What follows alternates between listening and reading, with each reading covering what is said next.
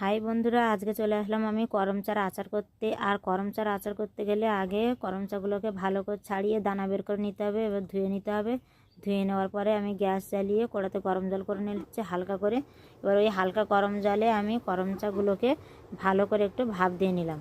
ভাপ দিয়ে টকটাকে অল্প অল্প টক সেটা বেরিয়ে যাবে, হালকা মানে অল্প টক থাকবে সামান্য পরিমাণে। এবার আমি আবার কড়াতে গরম জল করলাম, গরম জল করে লবণ দিলাম, তাতে পরিমাণ মতো চিনি দেবো যে যেরকম খায়। এবার কেউ গুঁড়ো লঙ্কা মানে যে যেরকম খায় সে ভাজা ঝালও দিতে পারে, কেউ কাঁচা ঝালও দিতে পারে। দিয়ে দেবো আর দিয়ে দেবো তেজপাতা। দিয়ে দেওয়ার পরে জলটা চিনিটা ভালো করে ফুটবে। ফুটে ওঠার পরে আমি করম চাগুলোকে দিয়ে আবার ভালো করে ফোটাবো। এবার পরিমাণ মতো যে যেরকম খাবে, কেউ যদি মনে করে যে গামাখামাখি খাবে সে গামাখামাখি করে খাবে।